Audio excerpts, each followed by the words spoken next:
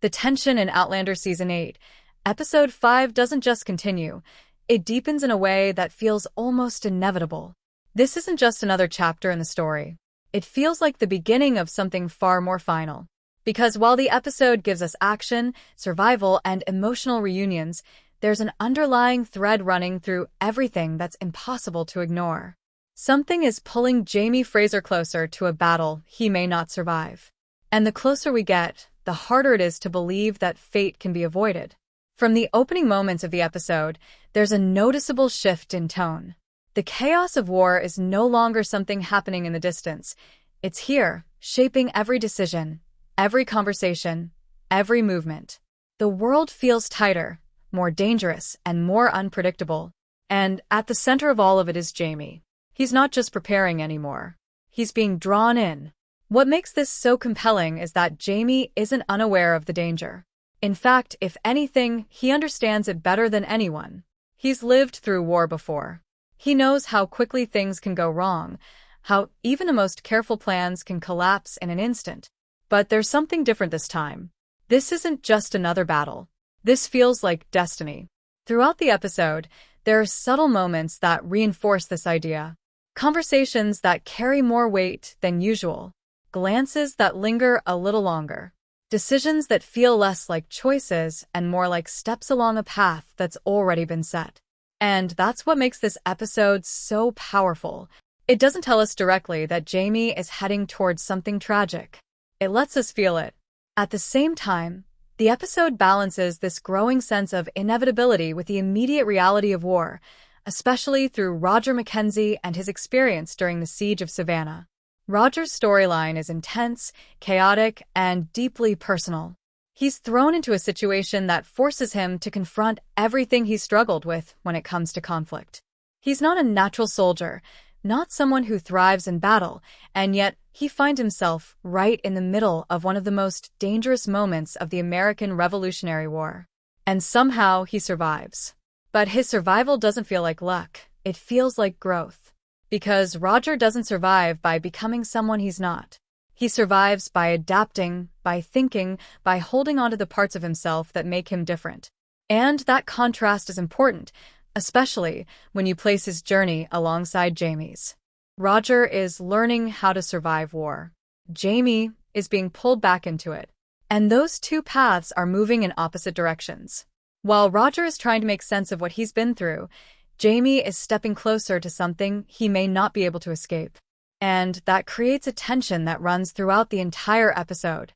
Because as one character comes back from the edge, another is moving toward it.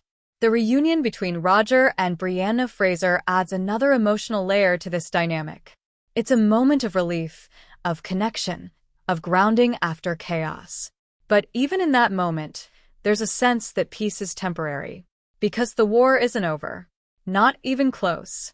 And that brings us back to Jamie. One of the most striking things about this episode is how it frames his decisions. On the surface, he's doing what he's always done. Leading, preparing, protecting his people. But underneath that, there's something else. A pull. A sense that no matter what he does, he's moving toward a specific moment in time. And if you've been following the story closely, you know why that matters. There have been hints, warnings, and pieces of knowledge that suggest Jamie's fate may already be written. That there's a battle in his future, a battle that could take his life. And Episode 5 leans into that idea without ever fully confirming it. It doesn't need to, because the way the story is unfolding makes it feel real. Every step Jamie takes feels like it's leading somewhere. Every decision feels like it's narrowing the path. And that creates a sense of tension that's almost unbearable at times. Because you're not just watching what's happening, you're watching what might happen. The episode also does something really interesting in how it contrasts personal relationships with the larger context of war. Jamie isn't just a leader, he's a husband, a father, a man with people who depend on him in ways that go far beyond the battlefield. And that makes the idea of his potential fate even more impactful. Because it's not just about losing a warrior. It's about losing everything he represents. That's where the emotional weight of the episode really comes through. You can see it in the way characters interact with him. There's a subtle awareness, almost like they sense what's coming even if they don't fully understand it. Moments feel heavier, more significant, as if they carry meaning beyond the present. And that's what makes the storytelling so effective. It's not relying on big, dramatic reveals.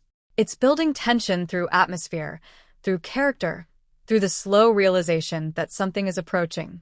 As the episode continues, the larger events of the war begin to take shape.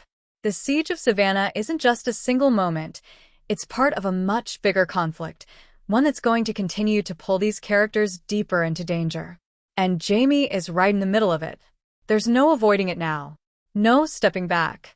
No finding a way around what's coming. And that's where the idea of fate becomes central to the episode. Is Jamie choosing this path? Or is he simply following it? That question lingers in every scene he's in. Because while he's making decisions, taking action, leading his people, it also feels like those actions are leading him somewhere specific. Somewhere unavoidable. The episode doesn't answer that question, and that's what makes it so powerful. Because it leaves you thinking, wondering, trying to piece together what it all means. By the time we reach the final moments, there's a clear sense that the story is building towards something significant. The characters are changing, the stakes are rising, and the world they're living in is becoming more dangerous with every passing moment. But more than anything, there's a feeling of inevitability. That what's coming can't be stopped, only faced. And that's what makes this episode stand out. It's not just about what happens, it's about what it sets up. It's about the slow, steady pull toward a moment that could change everything. For Roger, it's a moment of survival. For Bree, it's a moment of relief. But for Jamie, it feels like the beginning of the end. And as the season moves forward, that tension is only going to grow. Because the closer he gets to that battle, the harder it becomes to believe that he can walk away from it. And that's the question the show is leaving us with. Not whether the battle will happen, but whether Jamie Fraser will survive it. This is where the storytelling really shines. Because instead of focusing solely on large-scale action, the episode brings us into the experience of the characters. We see the fear, the uncertainty, the moments where everything feels like it's falling apart. And through Roger's eyes, we understand just how overwhelming it all is. There's a moment during the siege where everything seems to reach a breaking point. The lines blur, the situation becomes almost impossible to navigate, and it feels like there's no clear way out. And in that moment, the question isn't whether Roger can win. It's whether he can survive. And that shift in focus is what makes the episode so powerful. Because survival becomes the victory. When Roger does make it through, it doesn't feel like a triumphant moment in the traditional sense. It feels earned, hard-fought, and deeply emotional. He hasn't come out of this unchanged. He's been tested in a way that forces him to confront who he is and what he's capable of. And that brings us to one of the most important parts of the episode, the reunion.